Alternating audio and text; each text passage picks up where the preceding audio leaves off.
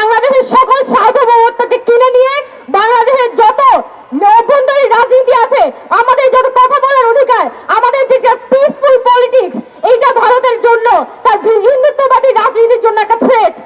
ভারত চায় বাংলাদেশের মধ্যে একটা কথিত ইসলামী বিপ্লব দেখাইতে, যে ইসলামী বিপ্লবের মাধ্যমে সে ভারতে তার হিন্দুত্ববাদী এজেন্ডা বাস্তবায়ন করবে। তো আমাদের সকলকে, আমাদের সাধারণ মানুষকে, আমাদের বাংলাদেশের মানুষকে ঐক্যবদ্ধ থাকতে হবে। 5 আগস্ট যখন শেখ হাসিনা চেষ্টা করেছিল শেষবারের মতো সংখ্যালঘুদের উপর আক্রমণকে দেখিয়ে সারা পৃথিবীব্যাপী একটা আলোড়ন তৈরি করতে, তখনও কিন্তু আমাদের সাধারণ মানুষ এখানে মন্দির পাহারা দিয়েছে, আমাদের যে সনাতন ভাই বোনরা আছে তাদের এলাকাগুলো, পাড়াগুলো পাহারা দিয়েছে। এটাই বোঝায় যে আমাদের সাধারণ মানুষ আর সেই কমিউনাল পলিটিক্সে ফেরত যেতে চায় না। ওই ধর্মের নামে রাজনীতি এই দেশের মানুষ আর চায় না।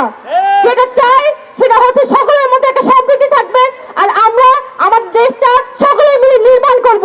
এই মিনিমাম জায়গাটা আমাদের সকলকে উপলব্ধি করতে হবে, এবং আমাদের যে বর্তমান অন্তর্বর্তীকালীন সরকার আছে তাদের প্রতি যত ধরনের থ্রেট, তাকে অকার্যকর করার যত ধরনের থ্রেট আছে সেগুলোকে আমাদের নস্যাৎ করতে হবে।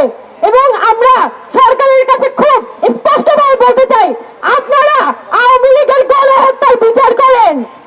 যেভাবে করে আপনারা আওয়ামী লীগকে পার পায়ে দিচ্ছেন, আপনাদের সরকারের ভিতরে যেভাবে আওয়ামী লীগের লোকজন ক্ষমতা এখনো পর্যন্ত বসে আছে, সেগুলোকে আপনারা দ্রুত তাড়ান। আইন শৃঙ্খলা বাহিনীকে আপনারা ঠিক করেন। আইন শৃঙ্খলা বাহিনীর ভিতরে আওয়ামী লীগের যারা দোষর আছে তাদেরকে দ্রুততম সময়ের মধ্যে অপসারণ করেন। আমাদের দেশটাকে আমাদের পুনরায় নির্মাণ করতে হবে। কোন ধরনের আওয়ামী লীগের দোষরদের দিয়ে দেশটাকে নির্মাণ করা সম্ভব না, সেটা গত 3 মাসে খুব ভালোভাবে পরিষ্কার হয়ে গেছে। এখন সরকারকে দ্রুততম সময়ের মধ্যে এই আওয়ামী লীগের দোষর মুক্ত করে আমাদের প্রশাসন, আমাদের আইন শৃঙ্খলা বাহিনীকে সাজাতে হবে। এবং আমাদের যে এই আওয়ামী লীগ যেভাবে 3,000 মানুষকে তারা হত্যা করেছে, 30,000-এর মতো আমাদের আহত, যাদের চোখ নাই, যাদের নাড়ি ভুড়ি বেরিয়ে গিয়েছিল, এভাবে নিজের দেশের মানুষের উপর গুলি করে তারা একটা গণহত্যা চালিয়েছে। সেই গণহত্যা আমাদের স্মৃতি থেকে এখনো হারিয়ে যায় নাই। আমরা খুব স্পষ্টভাবে বলতে চাই যে গণহত্যার বিচার করতে হবে।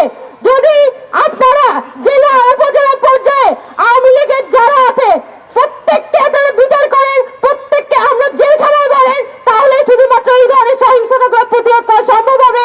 এই ধরনের নানান যে কলকাঠি নাচছে আওয়ামী লীগ পিছন থেকে, এগুলো তখন শুধুমাত্র এইভাবে প্রতিহত করা সম্ভব হবে।